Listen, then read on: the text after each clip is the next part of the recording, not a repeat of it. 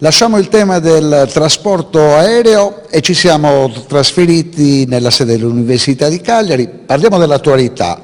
Si è parlato di donna e della sua importanza nella nostra società, e questo è accaduto lunedì nella sede dell'Università ed è un tema che al magnifico rettore interessava molto.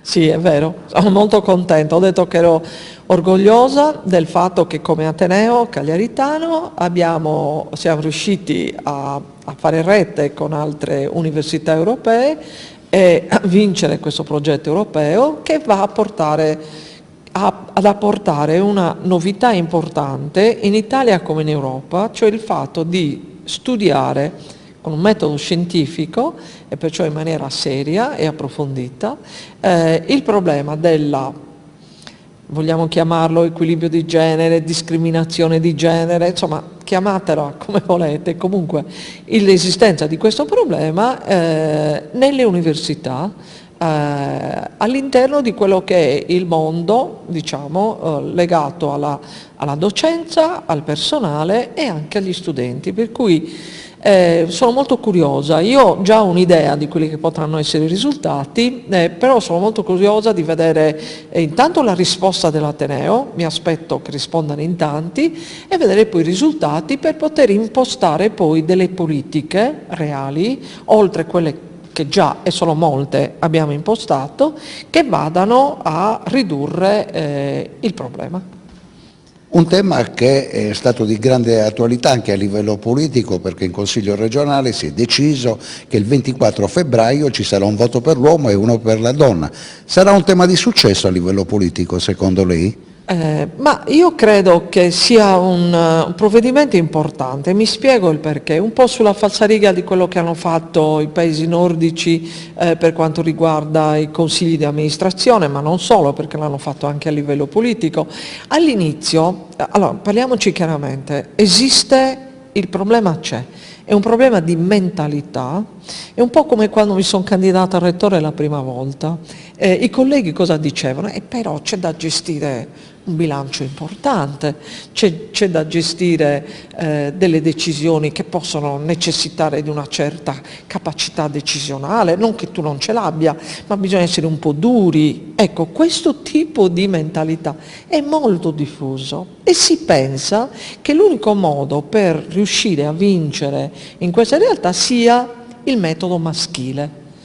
E invece non è così, perché essere decisi non vuol dire essere duri. Avere capacità comunque di programmazione non è una caratteristica del cervello maschile. Avere possibilità di interazione e capacità di moderazione, posso dire che è una caratteristica del cervello femminile. Insomma, ci sono tante cose che meritano. Allora, per togliere quella patina di mentalità che purtroppo esiste, che non è voluta, non è che si pensa in quel momento di agire contro, ma è qualcosa che esiste nel pensare comune. Questo tipo di legge aiuta moltissimo perché aiuta le donne ad avere più coraggio e ad uscire con serenità e con tranquillità a portare avanti il loro caratteri, le loro personalità, i loro sogni e anche gli obiettivi politici che vogliono raggiungere. Ma c'è una leggenda metropolitana che dice che le donne non votano le donne. Anche lì. Ma secondo lei allora gli uomini mai voterebbero una donna? Allora, la mia elezione dimostra, io ho avuto 800 voti, o non mi ricordo quanti erano, su 900 docenti. Di cosa stiamo parlando? Cioè le donne non voteranno una donna come un uomo non vota, un uomo addirittura non vanno manco a votare perché non convince il messaggio politico, perché non convince come tu lo esprimi, quello che tu vuoi fare, come vuoi farlo.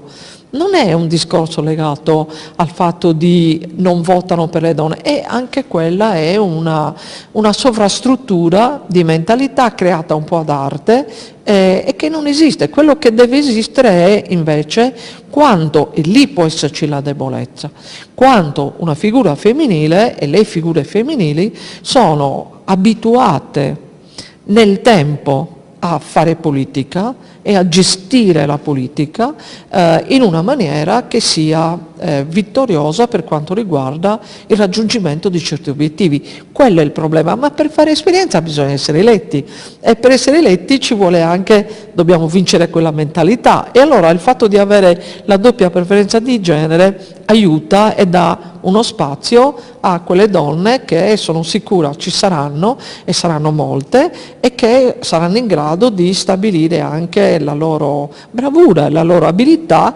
confrontandosi con altre donne e con i loro colleghi maschietti. Parliamo del bilancio 2018 della sua facoltà. C'è da sottolineare un particolare, una leadership nel Mezzogiorno tra le facoltà, e questa mi sembra una cosa molto importante. Beh, diciamo che come Ateneo stiamo vincendo molte competizioni, tra virgolette, che ci vedono effettivamente primeggiare in generale. Continuo a dire che il nostro accreditamento nazionale è andato molto bene e continuiamo ad essere nelle primissime posizioni a livello nazionale. E questo mi inorgoglisce, anche se aumentano le università che vengono accreditate, per cui vuol dire che arrivano sempre dietro di noi, il che mi fa piacere perché dimostra la validità di quello che siamo in grado di fare, possiamo fare, come dico spesso, dotati di normale intelligenza. Nessuno di noi sta andando a Stoccolma, però siamo bravi e lo stiamo dimostrando. Abbiamo le nostre criticità, ma proprio perché le riconosciamo e sappiamo dove sono e quali sono, è anche più facile aggredirle e migliorare. Per cui siamo soddisfatti. Devo dire però che aiuta moltissimo la città e la regione, ma in particolare la città, perché è una città che piace, una città che viene vista come una città giovane, come una città moderna, pur avendo le parti antiche, pur avendo tanti difetti che i cagliaritani conoscono benissimo e che possono essere ovviamente recuperati facilmente, però è una città che viene vissuta come una città molto viva, molto vivace, accogliente e bella. E questo ci dà una mano importante quando arrivano i nostri colleghi stranieri, i nostri colleghi continentali, nel momento in cui dobbiamo scegliere una sede per un evento prestigioso, bene, siamo molto facilitati. E questo bisogna dirlo e bisogna anche ringraziare la città, il sindaco che fino adesso l'ha diretta, ma anche i cittadini, perché in quel senso c'è comunque una buona predisposizione nell'accoglienza e questo viene notato. Mi sembra che il suo discorso sia già proiettato verso il futuro, questa Università di Cagliari che vorrà diventare anche sede per chi arriva al di là della Sardegna. Eh sì, noi abbiamo questa ambizione, è come se ce l'abbiamo, ancora non l'abbiamo, abbiamo ancora dei problemi da risolvere in casa, però intanto si sta attivando con una certa velocità finalmente il fatto di avere questi nuovi alloggi per gli studenti.